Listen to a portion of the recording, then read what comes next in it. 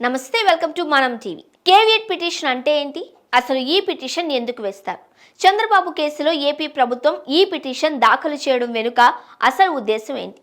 ఈ పిటిషన్ ఏంటి అంటూ గూగుల్ సెర్చ్ చేస్తున్న కామన్ పబ్లిక్, కేవియట్తో తలలు పట్టుకుంటున్న టీడీపీ నేతలు, ఎంత పెద్ద ఎత్తున చర్చకు తెరతీసిన కేవియట్ పిటిషన్ ఎందుకు వేస్తారు? ఏ సందర్భాలలో వేస్తారు? ఈ పిటిషన్ ముఖ్య ఉద్దేశం ఏంటి? చంద్రబాబు కేసులో ఈ పిటిషన్ అప్లై అవుతుందా? టీడీపీ అధినేత చంద్రబాబు నాయుడు అరెస్టు కేసులో కొత్త అంశం తెరపైకొచ్చింది. అదే కేవియట్ పిటిషన్. ఈ పిటిషన్ గురించి న్యాయ వ్యవస్థతో సంబంధం ఉన్న వారికి కోర్టు కేసుల గురించి అవగాహన ఉంటుంది, కానీ సాధారణ ప్రజలకు పెద్దగా తెలియదు.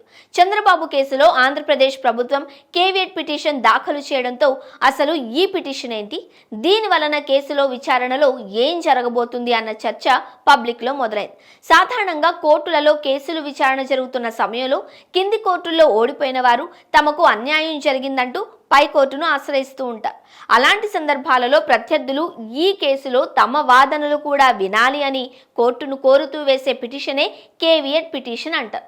ఇప్పుడు చంద్రబాబు నాయుడు కేసు విషయంలోనూ ఇదే జరిగింది. స్కిల్ స్కామ్ కేసులో అరెస్ట్ అయిన చంద్రబాబుకు ఇటు ఏసీబీ కోర్టులోనూ అటు హైకోర్టులోనూ ఊరట లభించకపోవడంతో సుప్రీంకోర్టును ఆశ్రయించారు. ఈ కేసులో తనకు అక్రమంగా రిమాండ్ విధించారని, రిమాండ్ పిటిషన్ను కొట్టివేయాలంటూ అత్యున్నత న్యాయస్థానంలో క్వాష్ పిటిషన్ దాఖలు చేశారు. ఈ నేపథ్యంలో ఏపీ ప్రభుత్వం సుప్రీంలో కేవియట్ పిటిషన్ దాఖలు చేసింది. కేవియట్ పిటిషన్ అంటే కేసులో ఉత్తర్వులు ఇచ్చే ముందు తమ వాదనలు కూడా వినాలి అని కోరడం. కేసు విచారణ సమయంలో ఏకపక్షంగా కాకుండా తమ వాదనలు సైతం విని ఆ తర్వాతే ఉత్తర్వులు, తీర్పులు ఇవ్వాలని కేవియట్ పిటిషన్ ప్రధాన ఉద్దేశం. భారతదేశంలోని వ్యక్తికైనా సివిల్ ప్రొసీజర్ కోడ్ 1908లోని సెక్షన్ 148A కింద కేవియట్ పిటిషన్ను దాఖలు చేసే హక్కు ఉంది. ఈ పిటిషన్ వలన ఎదుటి పక్షానికి అనుకూలంగా ఏకపక్షంగా నిర్ణయం తీసుకునే అవకాశం లేకుండా ఇరు పక్షాల వాదనలు విన్న తరువాతే కోర్టు నిర్ణయం ప్రకటించాల్సి ఉంటుంది. ఇది సహజ న్యాయ సూత్రాలలో ఒకటి. ఈ పిటిషన్ను ఇప్పుడు చంద్రబాబు కేసులో ఏపీ ప్రభుత్వం వాడుకుంటోంది.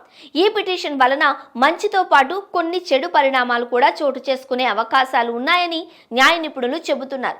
కొన్ని సందర్భాలలో న్యాయాన్ని ఆలస్యం చేయడానికి కూడా ఈ పిటిషన్ వాడుకుంటారని చెబుతున్నారు. సాధారణంగా 4 పరిస్థితుల్లో కేవియట్ పిటిషన్ దాఖలు చేయొచ్చు. అందులో ఒకటి, అప్పటికే దాఖలైన కేసులో కేవియట్ పిటిషన్ను దాఖలు చేయొచ్చు. ఈ పాయింట్ను ఆధారంగా చేసుకుని ఏపీ ప్రభుత్వం న్యాయపరంగా కేవియట్ పిటిషన్ దాఖలు చేసింది. ఇక ఈ కేసులో ఉత్తర్వులు ఇచ్చే ముందు తమ వాదనలు వినాలని కేవియట్ పిటిషన్లో ప్రభుత్వం కోరింది. తమ వాదనలు విన్న తరువాతే ఉత్తర్వులు ఇవ్వాలని విజ్ఞప్తి చేసింది. Section 148A civil procedure code ప్రకారం న్యాయస్థానంలో కేవియట్ పిటిషన్ దాఖలు చేయొచ్చు. కేవియట్ పిటిషన్ వేసిన వారు అవతల పార్టీకి నోటీస్ ఇచ్చి కోర్టు ముందు హాజరు కావాల్సి ఉంటుంది. అప్పుడు ఆ కోర్టు కేసు పూర్వపరాలను నిశితంగా పరిశీలిస్తుంది. తదనుగుణంగా విచారణ చేసి ఇవ్వాల్సిన మధ్యంతర ఉత్తర్వులు ఇస్తుంది. కేవియట్ పిటిషన్ వ్యవధి 90 రోజులు ఉంటుంది.